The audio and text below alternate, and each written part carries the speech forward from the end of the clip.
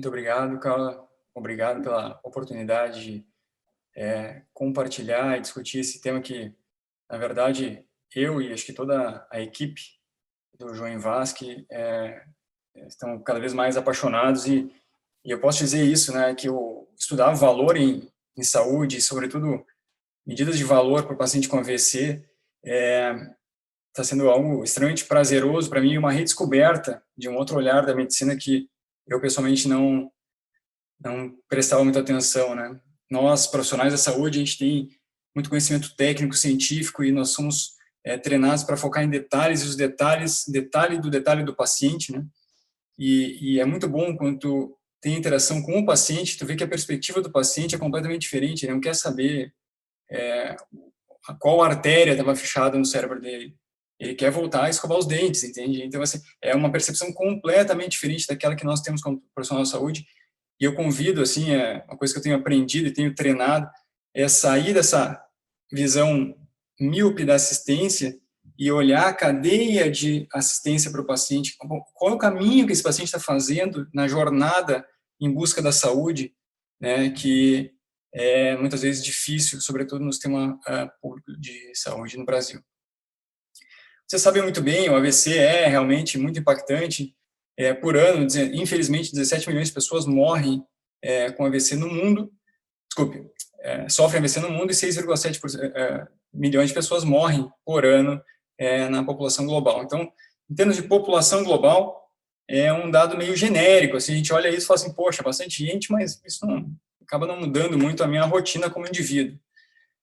Também, quando a gente fala da população, a gente sabe que existem 80 milhões de pessoas vivendo com incapacidade relacionada ao AVC, e interessante que existe uma baixa percepção da população sobre o real impacto da doença aqui na nossa sociedade, na nossa população em Joinville. Muitos desconhecem o tratamento do AVC, não sabem que o AVC tem tratamento e o tratamento é extremamente efetivo, e uma pequena percepção do custo para a sociedade, né? Mas quando a gente olha o que é o AVC, ele representa a primeira causa de incapacidade e a segunda causa de morte na nossa população. E isso, muitas vezes a gente fala assim, a doença é grave porque mata muito, né? O AVC mata muito, mas talvez a maior tragédia do AVC seja a incapacidade, né? Que a gente pode pensar aqui no Brasil como custo escondido do AVC, porque o paciente fica com uma sequela no SUS, dificilmente, eu não estou falando de Joinville, estou falando do SUS como sistema de saúde do Brasil. O SUS não tem nenhuma alternativa para seguir esse paciente ou seguir de maneira correta as estratégias de home care, de reabilitação, físio, fono, TO, psico, praticamente inexistem no sistema público de saúde. Dificilmente já existem no sistema privado, mas o sistema público simplesmente esconde esses pacientes, e quem vai lidar com esse paciente é a sua família, né, o próprio indivíduo que fica com uma sequela neurológica, e isso é intangível, é imensurável o impacto disso na vida daquela família, né, muda completamente a história de uma família, um paciente com AVC grave, que fica uma sequela neurológica muito severa. E aí a gente vai indo para o nível individual, e aí começa a preocupar, né, você fala assim, 1 em cada 4 pessoas vão ter um AVC, então nesse fórum aqui, infelizmente, dezenas de pessoas vão ter um AVC, né, durante a vida, e isso, não estou rogando para ninguém, é verdade, isso foi publicado no New England. Infelizmente, na América Latina, nós temos uma perspectiva muito ruim do aumento da incidência do AVC, as pessoas estão envelhecendo, a população está envelhecendo, e a gente não está controlando os fatores de risco, e isso vai causar um real aumento da incapacidade da doença na nossa população.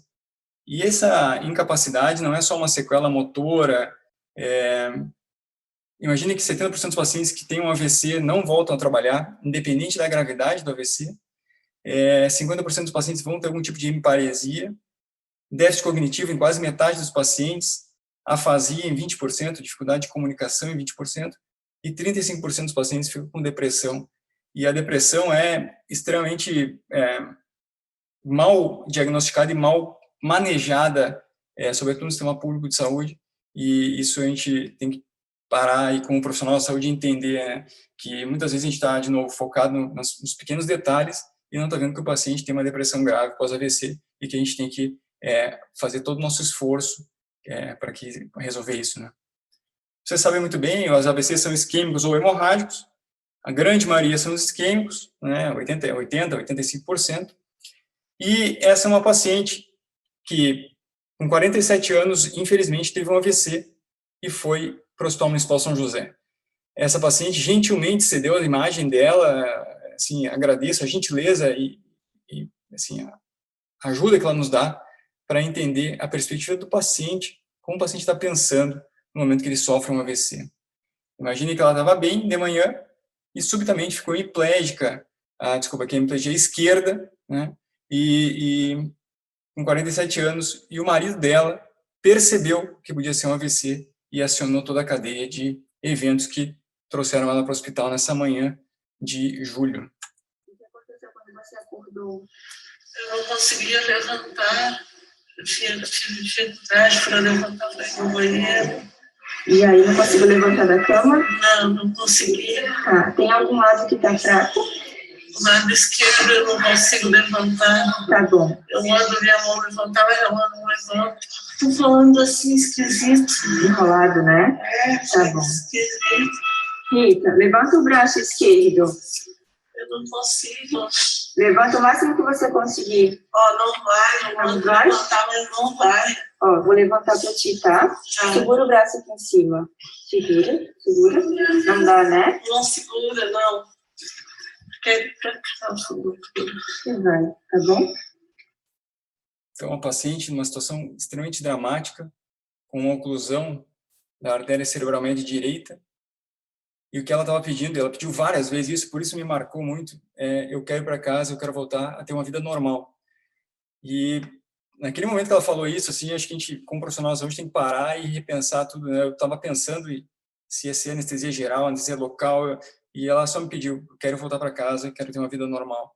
E é esse desfecho, né, que a gente tem que buscar a qualquer custo para essa paciente, porque isso vai mudar a história da vida dela, a história da família dela.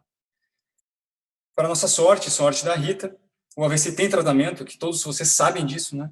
Então, o marido dela ligou rápido para o SAMU foi muito rápido, chegou na casa dela, identificou o AVC, ela não queria ir para o hospital, o SAMU, com calma, convenceu ela que era o ideal ela ir para o hospital, notificou o hospital estava preparado para receber, ela foi rapidamente investigada e foi submetida ao tratamento. E o AVC tem tratamento, e Joinville é uma cidade privilegiada, porque isso não acontece em todas as cidades do Brasil. Por exemplo, a unidade AVC ainda é muito rara no sistema público ou privado no Brasil. Apesar de evidência 1A, o que quer dizer 1A? É irrefutável a evidência de que eu tenho que ter unidade AVC para tratar os pacientes, ela não é implementada por questões provavelmente monetárias, né, de financeiras. Altíssimo nível de evidência, os pacientes tratados em unidade AVC têm maiores chances de sobreviver, de voltar para casa, de vida independente pós-AVC. Ele é pouquíssimo implementado. E isso eu pergunto para vocês, eu falei para vocês, talvez por questão financeira não é implementada, mas ela é comprovadamente custo-efetiva. O que quer dizer isso? Todo o dinheiro que eu vou investir numa unidade AVC se paga em melhoria do desfecho dos pacientes. Então, não existe muita justificativa plausível para não ter unidade AVC. Isso é uma crítica que eu faço aos gestores públicos, aos gestores hospitalares, gestores de operadores de saúde, porque eles não estão fornecendo o mínimo de tratamento para o paciente com AVC. Outro tratamento que é comprovado é o RTPA endovenoso, a trombólise endovenosa, que a gente injeta a medicação, ela vai dissolver o coágulo no cérebro do paciente e voltar a permitir o fluxo de sangue normal. E o RTPA minimiza custos diretos, reduz tempo de internação, reduz a necessidade de reabilitação e diminui os custos indiretos. A droga é comprovadamente custo-efetiva, tem um impacto socioeconômico enorme, porque os pacientes ficam muito melhores, têm mais chance de voltar à vida independente, e ela é dominante a longo prazo. O que quer dizer dominante? Quando eu forneço a droga endovenosa, a trombólise endovenosa para o paciente com AVC, esse custo inicial vai ser superado pelo ganho de qualidade de vida do paciente e pela economia em saúde nos próximos anos, porque esse paciente não vai necessitar do sistema de saúde, então é um baita investimento tratar bem o paciente, porque ele economiza recurso do sistema de saúde que ele está inserido, tanto público quanto privado. Isso é comprovado, inclusive aqui no Brasil, existem estudos comprovando a custo-efetividade e dominância do RTPA. E a trombectomia, que é o tratamento para a oclusão das grandes artérias, então quando eu tenho um AVC isquêmico muito grave, com uma oclusão de uma grande artéria, o tratamento é a trombectomia. Também há de evidência, então é má prática em saúde não fornecer para o paciente, quando ele tem uma oclusão de grande artéria, é comprovadamente custo-efetiva, modifica completamente o desfecho clínico, minimiza custos diretos e indiretos, gera economia de saúde e de seguridade social e, entretanto, é baixíssima implementação na América Latina. Nós estimamos que menos do que 0,1 a 0,2% dos pacientes com oclusão de grande vaso na América Latina recebam trombectomia mecânica. Mas também é estranho, porque ela economiza recurso de saúde monetário, além de melhorar o paciente, ela economiza dinheiro para o sistema de saúde, mas até hoje nós temos pouquíssima implementação e deveria ser uma prioridade política. Então aqui a gente consegue ver que muitas vezes a evidência científica, a evidência econômica existe, é irrefutável, mas não está muito de acordo com aquilo que a gente está dando para o paciente. Será que não está na hora de a gente revisar essa percepção, como aqui falando nós, profissionais da saúde, do que nós podemos oferecer para o paciente, que nós devemos oferecer para o paciente? E a pergunta é essa, né? Unidade de AVC, trombólise, trombectomia são altamente eficazes e custo-efetivas, né? Só que elas só são eficazes e custo-efetivas quando elas estão disponíveis. Esse é o problema. E tratar um paciente faz toda a diferença entre uma vida normal e uma vida com sequela. E a vida com sequela, muitas vezes, é uma vida com incapacidade de fazer mínimas atividades diárias. É um paciente que vai ter um sofrimento maior, a família vai ter que reestruturar para cuidar desse paciente. E muitas vezes, mesmo com todo o trabalho que é fantástico, né, da equipe de reabilitação, ele não consegue chegar no nível funcional adequado e vai ser fadado a viver com uma sequela incapacitante. O caso da Rita, está lá no hospital, oclusão de cerebral média. Imagine que ela, com 47 anos, uma oclusão da artéria cerebral média direita, sem tratamento, em 80% das vezes ela ia morrer ou ficar severamente sequelada em 3 meses. Então, aqui é um divisor de águas na vida dela, né? Ela chegou no hospital certo primeiro, o hospital tem condição de tratá-la. Aqui pode dar tudo certo ou pode acabar com a chance dela de uma vida normal novamente. Para a sorte da Rita, tinha o tratamento. A gente pode discutir isso depois. O São José é referência hoje em tratamento de AVC, sempre foi a primeira unidade de AVC do Brasil, depois pioneiro na trombólise endovenosa, depois pioneiro na trombectomia mecânica. E o que a gente tem mais preocupado e assim trabalhado junto com a direção, com a Secretaria de Saúde e com o Conselho Municipal é para que haja uma continuidade dessas terapias, porque muitas vezes por dificuldades econômicas, de logística, acontecem falhas nessa cadeia, e isso que a gente está tentando trabalhar para não deixar isso acontecer. A Rita recebeu esse tratamento, a gente faz um microcateterismo, entra dentro do cérebro dela, que está o coágulo dentro da artéria, e com esse stent retriever a gente retira esse coágulo lá de dentro mecanicamente, e o stent sai junto com o coágulo e abre a artéria na hora. E, para nossa alegria, né, essa era a oclusão da Rita, então está aí toda essa área do cérebro aqui sem perfusão. Na primeira tentativa, abriu completamente a artéria, reperfundimos o cérebro dela, e para nossa extrema alegria, essa é a Rita dentro da sala, na mesa da hemodinâmica ainda, no pós-operatório imediato. Como é que está, Rita? Agora eu estou bem. Deixa eu ver esse braço. Agora eu levanto, agora ele obedece. Está obedecendo agora, Agora ele obedece. E antes, o que tu sentiu? Antes eu pedia para levantar o braço, eu dava o comando de levantar, mas não levantava, não conseguia. E a minha voz estava toda errada também, agora está normal. Maravilha, parabéns. Vai melhorar cada vez mais agora, né? Obrigada a todos vocês que atiram bem rápido e me ajudaram.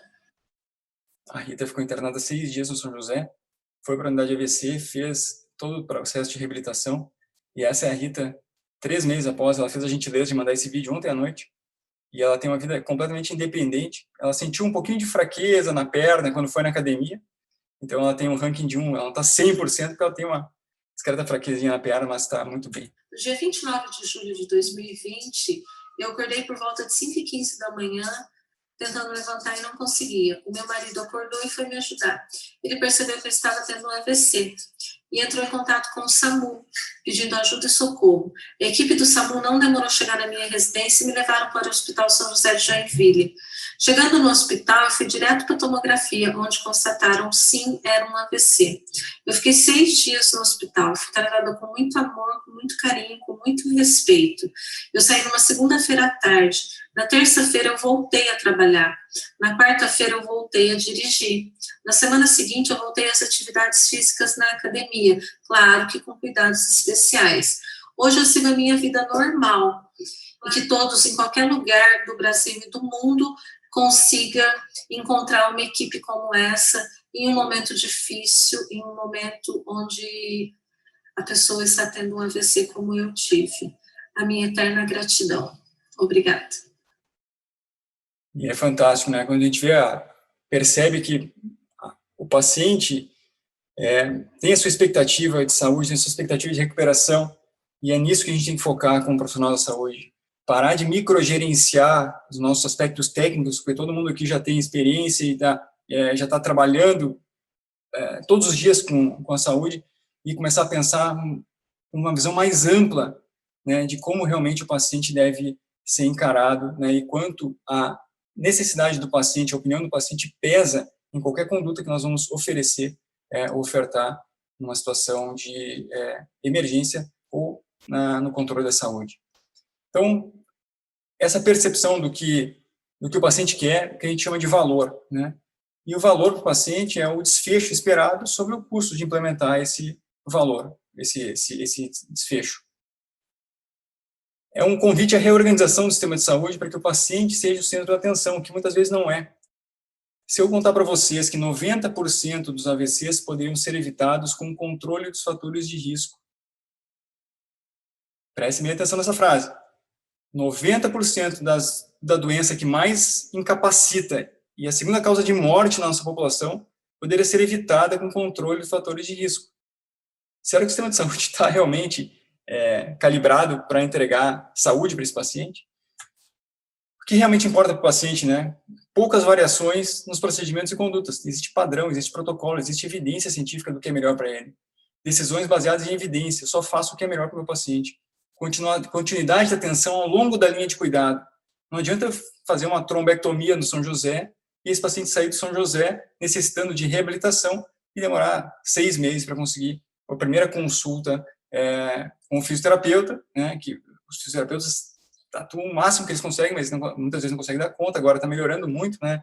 Tive a palestra da Cleide, mas e o resto da reabilitação, fono, TO, psicologia, se o paciente pode ter depressão, quem é que vai acompanhar esse paciente?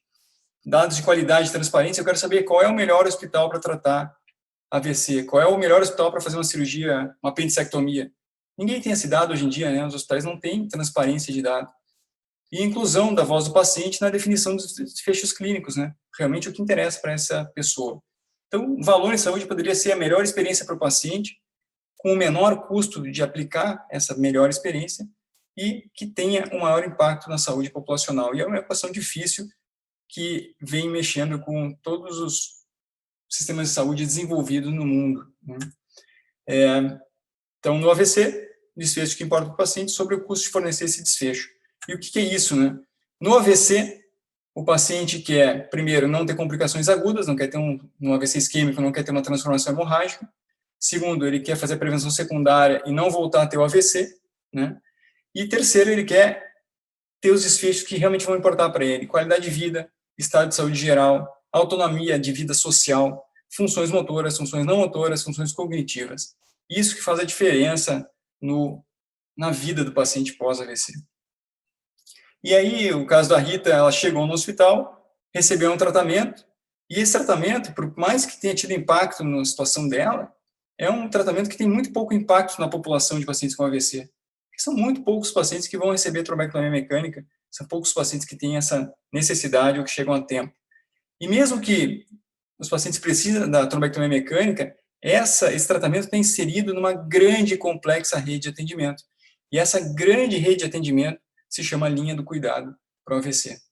E é nessa linha de cuidado, que envolve diversos profissionais extremamente capacitados e motivados, que está a grande oportunidade de começar a mudar e enxergar como o paciente gostaria de ser tratado e o que faz a diferença para o paciente. E aí que nós, através do João Vasque e da Associação Brasil AVC, começamos a pensar em mensurar e otimizar aquilo que traz valor para o paciente. O João Vasque hoje começa a mensurar depressão pós-AVC, uma coisa que nós não fazíamos antes. Começa a mensurar como está o status socioeconômico do paciente, se ele voltou a trabalhar, se ele não voltou a trabalhar, se alguém deixou de trabalhar para cuidar dele. São coisas que importam para o paciente, importariam na família de qualquer um de nós aqui, né? Mas coisas era um custo escondido do AVC que nós não sabíamos antes, não perguntávamos antes.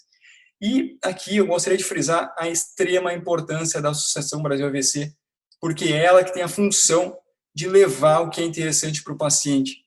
A doutora Carla parabenizou antes o Conselho Municipal de Saúde, que é fantástico, porque é a representatividade da população civil, né, sobre a saúde, e uma associação de doença, que tem muito conhecimento sobre a doença, pode fornecer as informações necessárias para melhorar a qualidade de atendimento do paciente, gerando valor nos cuidados.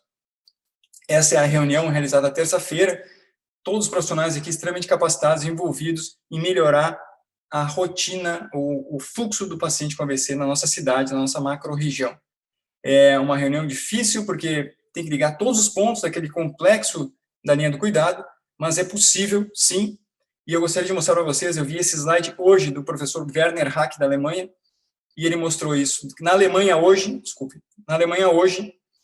eles têm 327 unidades de AVC que são interligadas.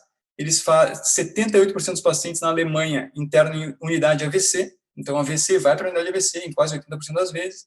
12% vão para a UTI. 18% da população de pacientes com AVC agudo recebem RTPA e 8% dos pacientes recebem trombectomia mecânica na Alemanha. E ele ainda brincou. Mas isso aqui demorou 25 anos de trabalho árduo para construir. Então, isso é um alento para esse grupo que está quebrando a cabeça de como melhorar a assistência ao AVC, que nós temos que ter um trabalho contínuo, uma linha de cuidado que vai funcionar independente de questões políticas, independente de questões de interesses fora da saúde, fora do desfecho clínico para o paciente com vítima do AVC. E aí, nós estamos tendo a oportunidade, através desse trabalho desenvolvido aqui em Joinville, pelo Hospital Municipal São José, pela equipe do João Vasque, pela Prefeitura, né, representada pela Secretaria Municipal de Saúde e pela Associação Brasil AVC, de demonstrar os efeitos da organização na vida do indivíduo, como foi no da Rita, mas também nós estamos tendo a oportunidade de mostrar que na macro-região nós temos que organizar muitos indicadores e questão de fluxo de paciente, porque nós podemos melhorar muito o desfecho desses pacientes na nossa macro-região. Não é só em Joinville que deve funcionar para toda a nossa área de abrangência.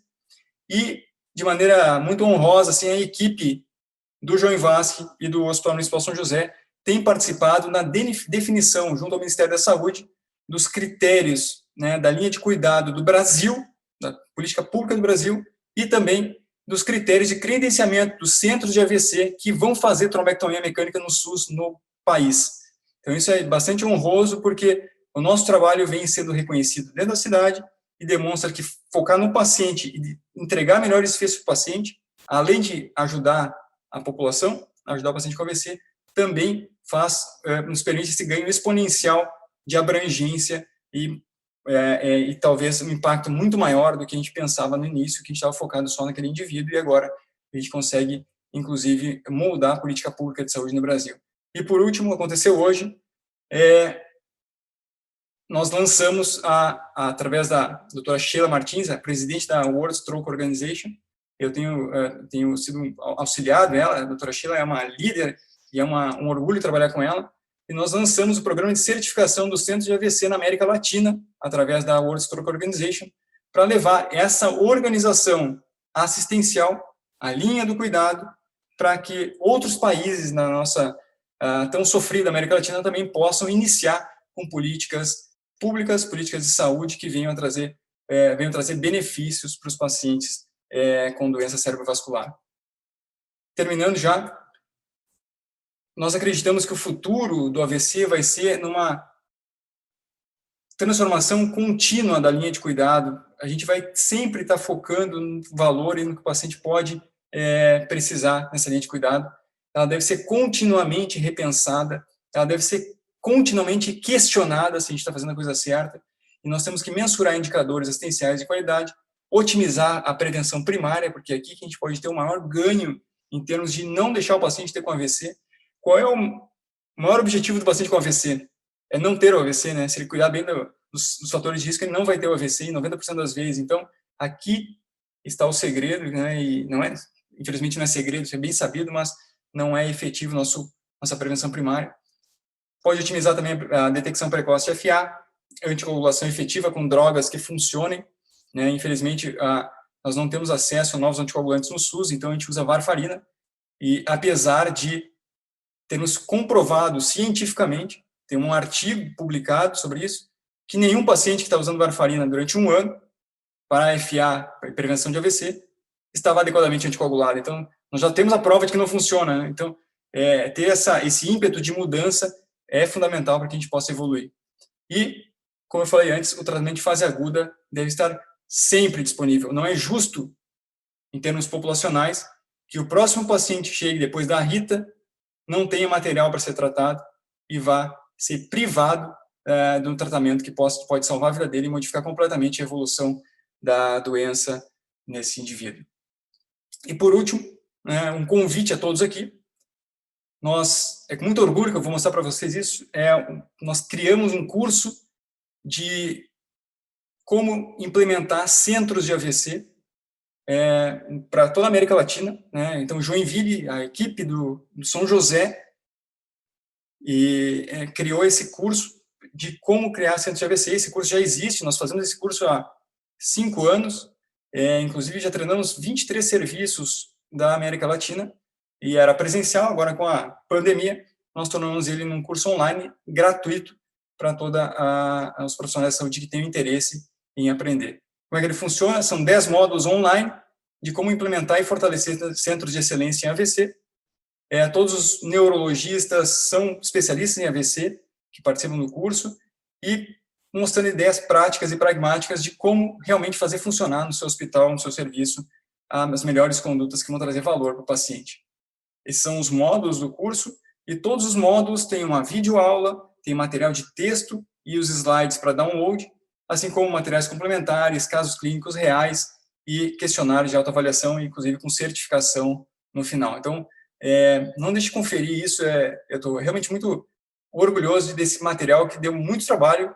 Foi uma dedicação intensa da equipe para realmente trazer de maneira resumida e bastante profunda todos os conceitos que abrangem um serviço de excelência no manejo do AVC no contexto de saúde da América Latina. Então, tem em espanhol e português, e convite para vocês se cadastrarem e aproveitarem isso, porque realmente vai ajudar nas rotinas assistenciais.